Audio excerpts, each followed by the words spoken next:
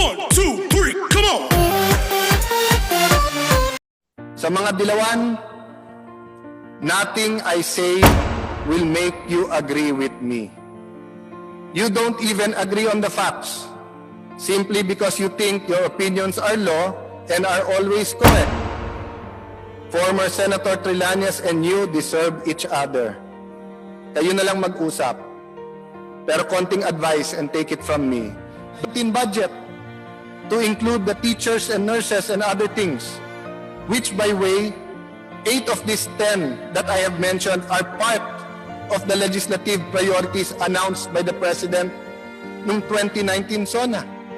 And kung sino pa itong isa, dalawa o tatlo na tinawag tayong tamad at inutil, hindi ba kayo naman ang nagsasabing bukas na lang yan? Hindi ko pa nabasa yung bill na yan, I need a day more. Wag muna yung Malasakit Center, next week na yan.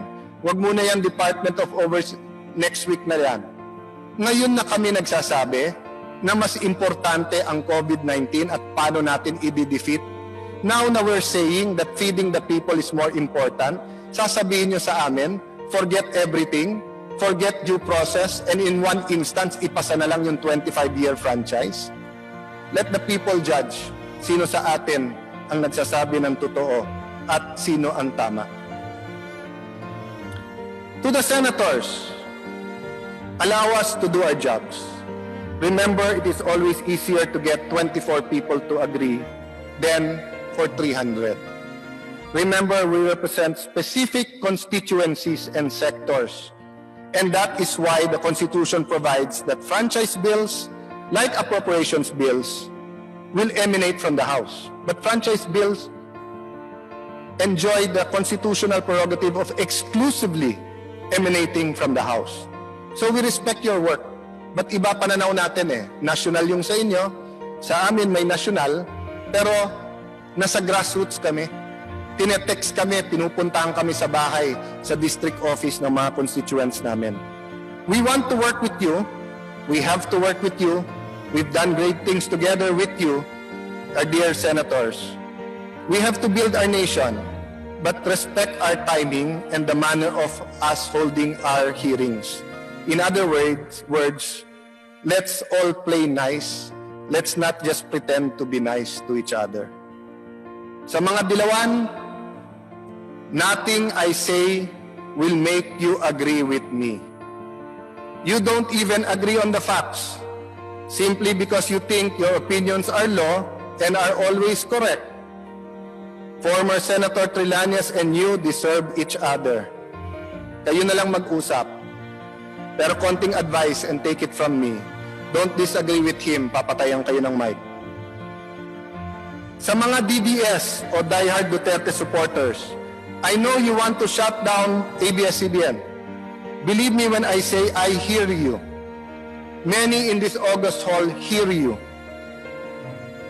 Congress hears you. As a friend and political ally of the President, part of the purpose of having this hearing is to make sure that history will judge our actions as just, na may hustisya po. And that the world will not blame the Duterte administration in case the franchise application is denied. So it's only by having these hearings where we will be able to justify to our people now and where history can look back and say, tama pala na binigay nyo yung franchise in 25 years.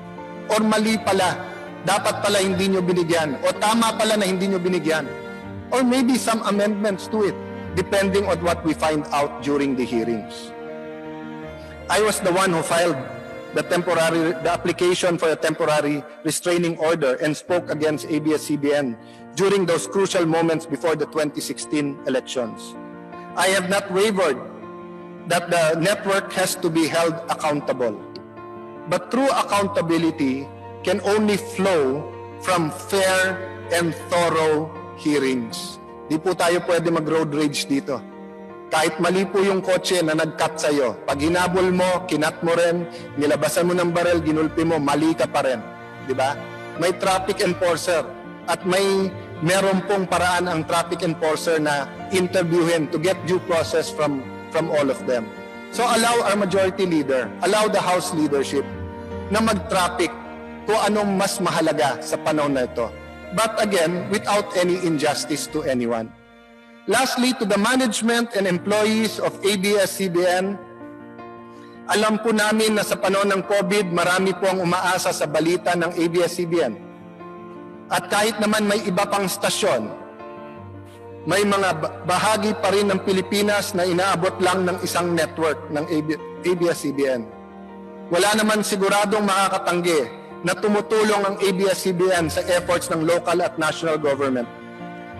Kabilang sa DOH, IATF, DILG at iba pang ahensya ng gobyerno at local government units, tumutulong ang ABS-CBN upang maibsan ang epekto ng COVID-19. That goes the same with the other calamities. Nandito po si Majority Leader Martin Romualdez. Ted Filon is in the building. ABS-CBN was there during Yolanda and helped rebuild. We also know that ABS-CBN was there when yung lugar po ni DS Rani Abu, ang lugar po ng ating mga kababayan Batanggenyo, was ravaged by the explosion of Taal. So, hindi po namin tinatanggal yan sa network nyo. Hindi lang sa panahon ito, kundi sa iba pang mga sakuna at trahedya ng mga nagdaang taon. Nandun po kayo. Ngunit sa kabila ng lahat ng ito, kailangan pa ding sagutin ang mga katanungan ng mga tao. Ang konstitusyon sinasabi na kailangan ng renewal ng franchise.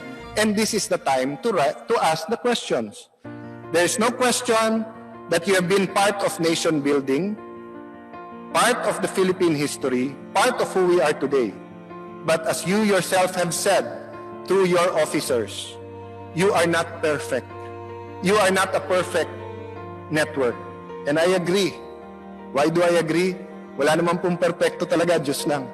No one is perfect. And that is why we need these hearings. If it is done properly, we will emerge stronger and unified, having laid to rest one of the most politically charged issues of our time. But to do this, we need everyone's cooperation, understanding, and open-mindedness. You know, the most politically charged issue during the time of creation and paradise was Adam and Eve partaking of the forbidden fruit. Di po ba? Kung meron media po noon, yun po ang headline. Eva, kinaan yung mansanas, binigay kay Adan. Di ba? Hindi ko alam paano i-feature yung ahas doon. But what did the Lord do, who is all-knowing?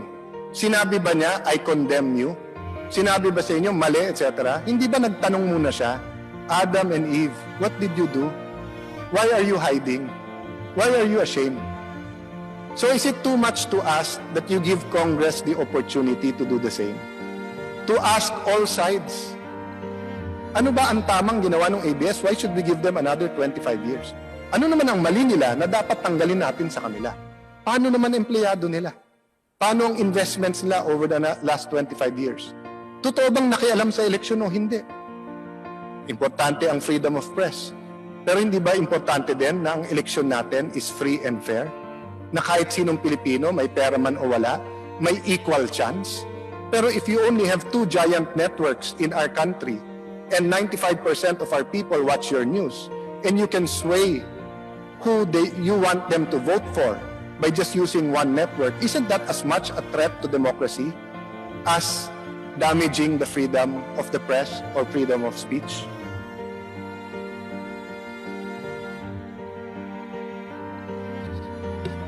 I echo the words of President Rodrigo Roa Duterte when he tells you, ABS-CBN, and also all the members of media, simply do your job.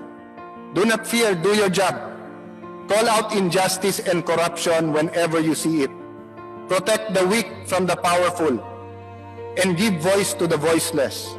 This is your mandate. Kahit dito sa Kongreso, kung anong maling gagawin dito, i-report nyo. To speak truth freely and fearlessly to power. But beware, yes, beware, that you do not become the power that you hope to check. Huwag niyo din po i-underestimate ang power ninyo. Because kapag ka ginamit niyo yung network para sa injustice, multiplied to 1,000,000 times over. Walang laban din po ang biktima ng injustice sa inyo. Magkamali lang kayo sa news sa pangalan o yung bahay, sira na reputasyon ng isang tao. Hindi na madaling ibalik yun. Some of your reporters, and let me emphasize again, some reporters or in the newsroom of ABS-CBN repeatedly say, di ba sabi mo, ikaw mismo ang mag-on ng transmitter kung sa pilitan isasara ang istasyon. Yes po, I said that right outside this hall. I said it based, of course, on the premise and on the promise of NTC and on my consultations na hindi isasara. But I did say it, na pagka pinatay, ako mismo mag-on. Pero ang sagot ko sa hamon nyo, hindi ba voluntarily pinatay nyo yung transmitter nyo? Wala pa naman nag-enforce dun Pwede naman kayo pumunta sa korte. Pwede kayong humingi ng temporary restraining order habang nagro-broadcast pa kayo. Notice pa lang na sa inyo, order. If the order is illegal, padala mo ako order sa bahay na lumayas ako sa bahay ko. Alam kong bahay ko yon. Pupunta ako sa korte, hindi ako voluntary alis sa bahay. But I respect yung diskarte nyo. Yan ang naging strategy, yan ang desisyon nyo. Maybe you wanted to humble yourself before the law. Maybe gusto nyo magpaawa. Hindi ko alam. But I respect your decision. But kayo sa ilan lang naman, na paulit-ulit pline-play, sinasabi, sabi mo, i-on mo Paano ko i-on kayo nagpatay? Pero ngayon, sa araw na to, para wala na tayong pagtalunan, para matapos na yung usapan, we will begin the process of turning on your transmitter by giving you a franchise until October 31, 2020. And we will not pass the buck. We will have the hearing, tatapusin namin to, at tao ang magja-judge kung dapat kayo bigyan o hindi ng prangkisa.